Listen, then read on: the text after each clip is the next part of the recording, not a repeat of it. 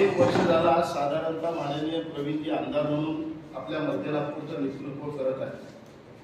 त्यांच्या अनुषंगाने, त्यांच्या मार्गदर्शनाने आणि त्यांच्या संकल्पनेने आम्ही मध्य नागपूर सांस्कृतिक महोत्सव म्हणून सुरू केला आहे.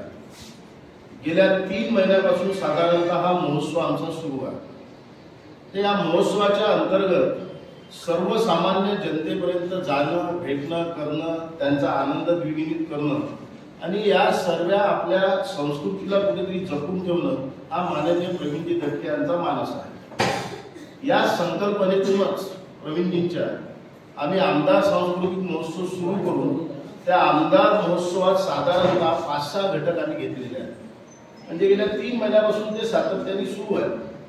त्याचं पारितोषिक वितरण येणाऱ्या 1 तारखेला सुरेश भट सभागृहात आम्ही ठरलेलं आहे.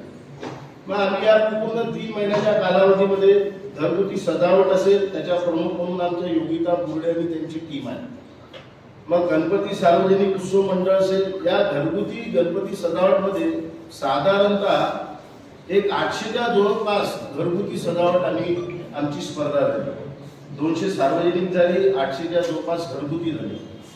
गणपती सजावटीमध्ये साधारणतः या सर्व कार्यक्रमामध्ये 800च्या जवळपास घरगुती सजावट गणपतीच्या झाल्या.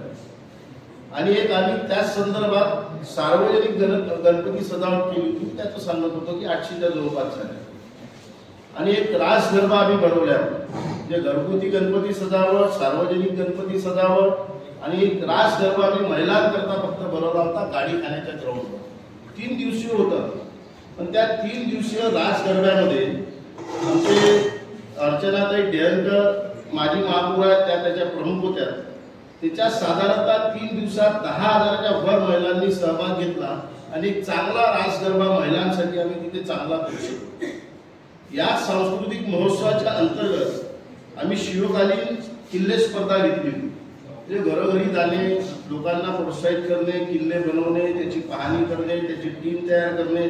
आमच्या निर्जाताई पाटील त्याच्या प्रमुख आहेत.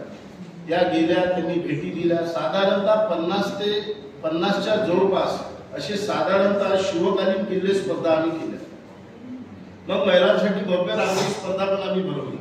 घरोघरी रांगोळी काढायची, त्याची टीम जाईल, ती पाहिल, ती करेल. मग त्या श्रद्धा पाठक असतील, अनिता काशीकर, श्वेता निकम, निकिता पराय, सरला नायक अशा त्याच्या प्रमुख होत्या.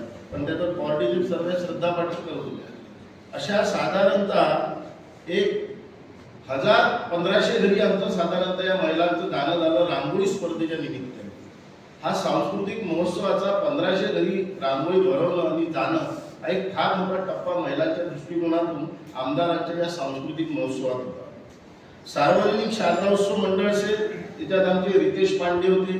शारदा उत्सव मंडळांना भेटी देणे, त्यांची सजावट करणे, त्यांना भेटणे, त्यांचा उत्साह वाढवणे, या सर्व गोष्टींकडे रितेश पांडे, विवेक चांदेकर, प्रशांत दुर्गे, शुभम मुंदेकर, अश्विन निंगे अशांनी साधारणतः शारदा उत्सव आमचे सर्व भरवले सजावट स्पर्धा. त्या मध्य नागपुरात तुम्हाला सांगायला मला हे वाटेल, कुणाला वाटेल किंवा काही आकडे सांगताय तुम्ही, साधारणतः 250च्या जवळपास शारदा उत्सव मंडळ फक्त मध्य नागपुरात बसतात. आणि या 250 पैकी 250 पैकी 200 ठिकाणी आमची टीम जाऊन आली.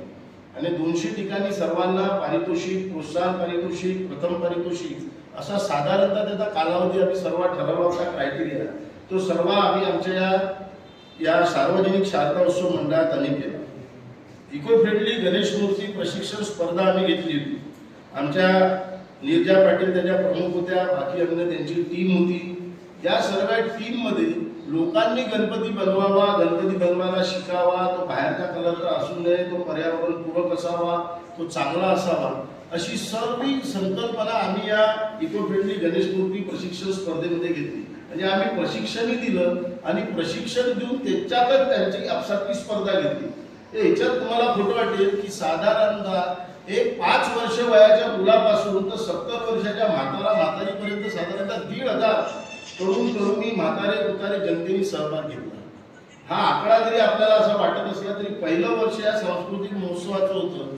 आणि या सांस्कृतिक महोत्सवाच्या या सर्व संकल्पनेतून माननीय आमदार प्रवीणजी दटके यांची संकल्पना यातनं सादर येते की मध्य नागपुरात या सर्व लहान मोठ्या गोष्टीतनं आम्ही साधारणतः 20,000 घरी पोहोचू. या वेगवेगळ्या लहान मोठ्या स्पर्धा जरी असल्या तरी 20,000 घरी आम्ही आमदार सांस्कृतिक महोत्सवातून पोहोचलो. आता याचं पारितोषिक या सर्व गोष्टींचं आणि त्याचा समारोप याच्याकरता आजची पत्रकार परिषद आम्ही इथे ठेवलेली आहे.